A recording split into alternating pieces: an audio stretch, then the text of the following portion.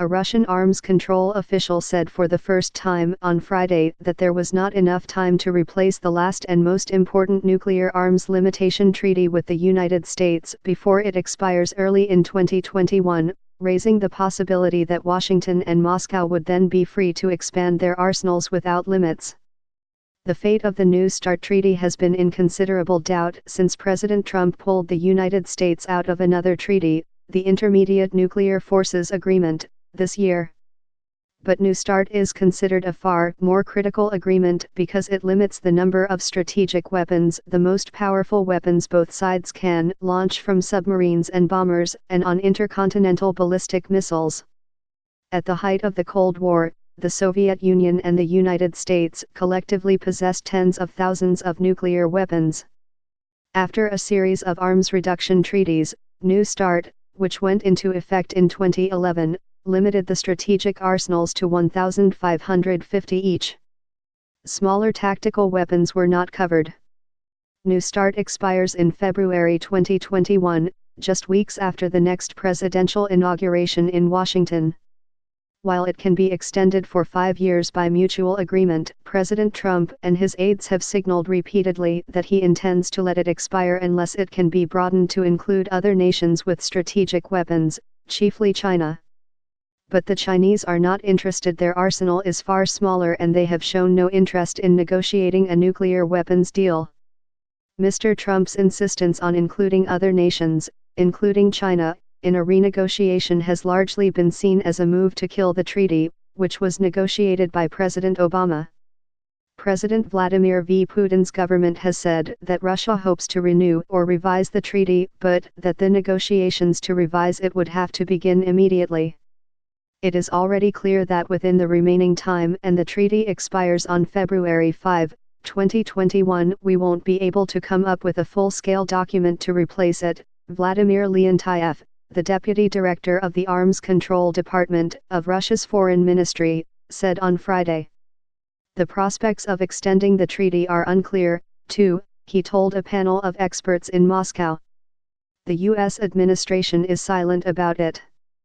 Mr. Leontiev appeared to be acknowledging what has been evident for months, but it was the latest in a sobering list of signals that the great powers appear headed for a new arms race.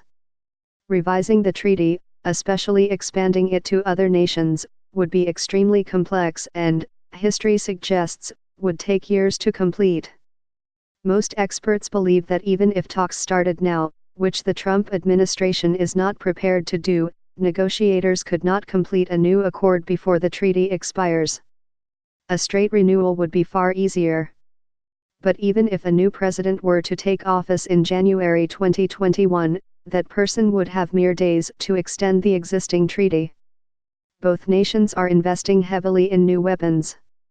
When Mr. Trump withdrew the United States from the Intermediate Nuclear Forces Agreement, or INF, this year, accusing Russia of violating it with the deployment of a new weapon near Western Europe's borders, Mr. Putin followed suit. The United States is now testing a weapon that would have violated the INF, and may deploy it in the Pacific to counter Chinese intermediate weapons, Pentagon officials say. The Trump administration had expressed frustration that the INF treaty, like New START, did not apply to China and hindered the development of new weapons to counter those being deployed by Beijing. Mr. Leontiev said that Washington and Moscow had barely discussed New START. Trump administration officials have met with their Russian counterparts to talk about nuclear weapons only twice, he said, and a meeting planned for this month was cancelled because of staff changes in the State Department. The overall impression is that the current American administration is organically against any restrictions being imposed on the United States, he said.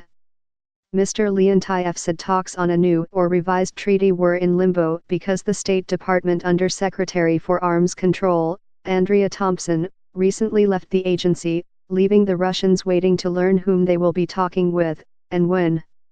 No replacement has been nominated, and the nominee would need to be confirmed by the Senate. Veterans of the Cold War era see a rapid slipping back into old patterns. The United States and Russia are now in a state of strategic instability, wrote Ernest J. Moniz, a former energy secretary, and Sam Nunn, a former senator from Georgia who helped draft the legislation that financed the drastic reduction in former Soviet nuclear forces.